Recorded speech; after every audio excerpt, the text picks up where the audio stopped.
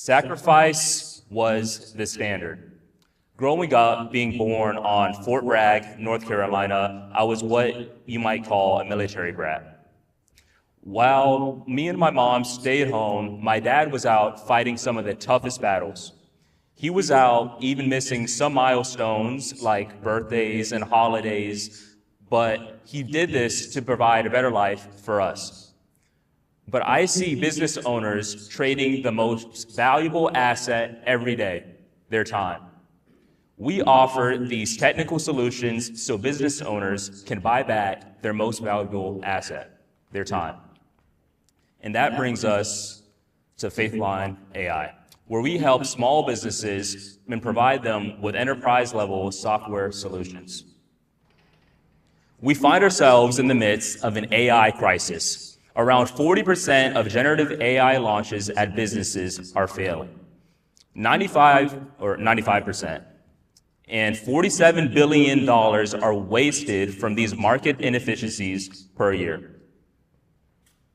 We plan to bridge the context gap. At FaithlineAI, we put our Christian values first in every customer relationship. We provide ease of use with these technologies, innovation, and a high touch point in every relationship.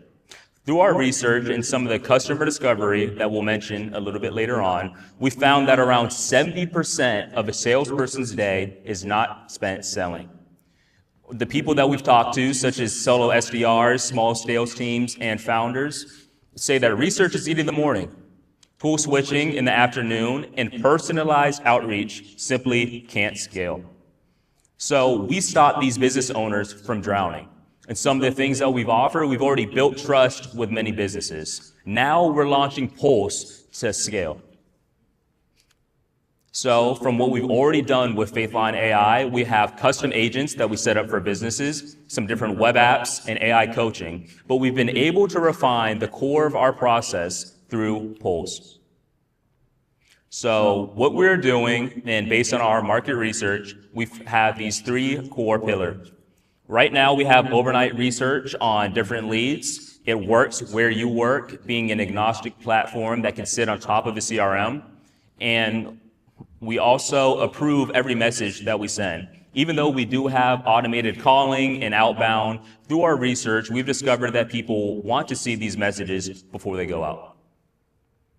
And now you can finally be at two places at once. And this is some of our business model. We have a SaaS subscription starting at $50 a month, where people are able to set up their workspaces and have this agent layer on their existing tools, so there's no switching. We have pay-as-you-go usage tiers and also some white glove solutions with custom setup. So this is why we win. We're not competing with other CRMs, as our system has an MCP that can connect to other AI tools and also integrates directly to your existing software. So it's also born from client work. These are actual problems that we've experienced with our clients, and also it literally sells itself. So these are some of the mobile apps that we've developed in the past, just showing that we are able to integrate with these different systems and different levels of businesses, anywhere from universities to solopreneurs to small or medium-sized business. And this is part of our market overview. We all know that AI is a $1 trillion industry, but here in Charlotte, I'm looking to capture around the 15 to 30 million range. So this is some of our competitive advantage. We can come back to some of this. And for our milestones, we've been working for around 3 years in FaithlineAI. And from there, we've been able to develop Pulse around 6 months. We're able to complete a customer discovery lab. Can you raise your hands if you were in that customer discovery lab? Thank you. And we have around 20 people that we've been able to interview and see these exact problems before we began development. And now we are live and selling, currently scaling. So this is part of our team. I'm the founder and do most of the operations. I have a partner here where we do He has like a IT business, so that's a lot of leads and referrals to these different businesses to get in the door. We have a software developer here, and then one of our advisors, PhD professor, Mr. Hoffman. And yeah, so what we're looking for is just some pilot partners here in the Charlotte area, and then also mentorship on go-to-market strategy and scaling. And yeah, so thank you.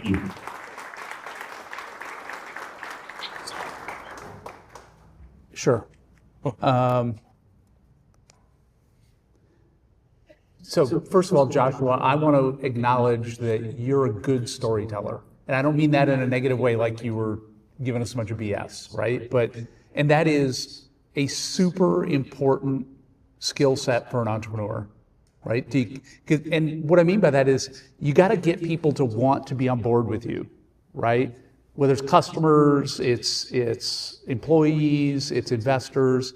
And I don't know about everybody else here, but I want to be associated with something that he's doing, right? There's just something in the way he told the story that makes me like, man, I want to be a part of it. I want to be a part of that success. So you're good at that. Thank you.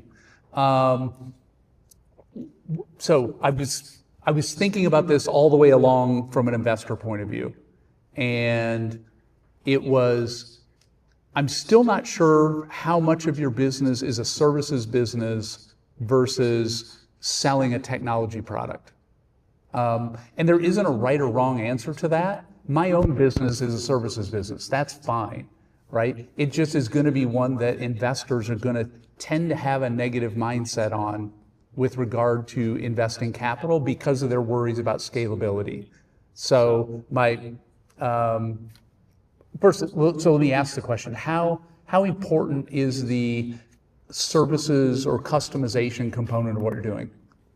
Yeah, that's a great question. And so far, what we've done at FaithlineAI has been primarily service-based, but we've been able to see consistent patterns in the businesses that we operate within where we've been able to make pulls. So that's really making the service-based business more scalable. I would say right now it's probably 80-20, with the 20 being the software, but the goal is to increase the different like subscriptions and the revenue over time. So then the service base will be, lesser. Like the service base currently is funding the software base until it is scalable. And yeah. So I know your ask was money, right? So this wasn't investor pitch. When you are pitching to investors, I'd create clarity around that and acknowledge that you understand that for an investor, a product-focused business is a little more attractive than a service-focused one. And one last comment for you. I don't know if it was timing or what, but you flashed up a technical advantage slide and then went right off of it. So if that was because of timing and you just need to get through it, that's fine. But don't have any slides in here that aren't worth your time to talk about. Yeah, thank you. Yeah, well, I'll also acknowledge that it's always hard to go first because you don't get to see what everybody liked or what went well. I agree. I think there's a story to be told here and you can tell it. I would say the other thing is, remember that the goal of a pitch is to get a next meeting, right? So you really want to get people excited and give them just enough information to know what you're asking of them, get them excited about what you're going to be able to do for them. If that's an investor, it's make them money. If it's a customer like you're asking for here, it's some level of improvement in operations or some kind of ROI that they're going to get from implementing what you're doing. And so I would say the one thing is I didn't quite understand what the product was. I think same to your question, which was, are we talking about a service or are we talking about a technology? I assumed it was a service where we would custom develop some and deploy some AI for sales, but we kind of got there in a non-linear way, and I was struggling a little bit to understand what you were selling at the end of the day. So be a little bit more clear on exactly what you are, what you do, and what that looks like. I think the other part is go a little heavier on the team. So at the very earliest days, before you have a large organization behind you, a Rolodex of clients that are references, everyone is just betting on you. So if I'm writing a check, it's because I believe that you'll return money to me. If I'm hiring you over some other, I assume, larger agency, I'm doing it because I think something particular within you or your team is better than my other alternatives. Your team, you kind of glossed over a little bit. Like I didn't really get a sense of what your backgrounds are. I felt that sounded like one of the guys is part-time, so he has another job and he's driving leads. Is that right? Yeah, well, I'm only full-time right now, yes. Yeah, I think just getting deeper into why you're the person I should hire would be helpful. I know that you had case studies and some other things up there, and perhaps through timing we didn't get to dive deeper. Those seemed like mobile app development as opposed to AI agent development and deployment. So also it's kind of a little hard to draw that exact line. But I think everyone's thinking about AI right now and how to implement it and how to get return on investment. You're going to be facing a lot of competition from larger firms all the way down on how people can come in and implement an AI strategy. So I think being just really, really clear on this is our wedge, this is what we do, this is our team and why we're really good at doing it, and this is how we compare to what your other options are.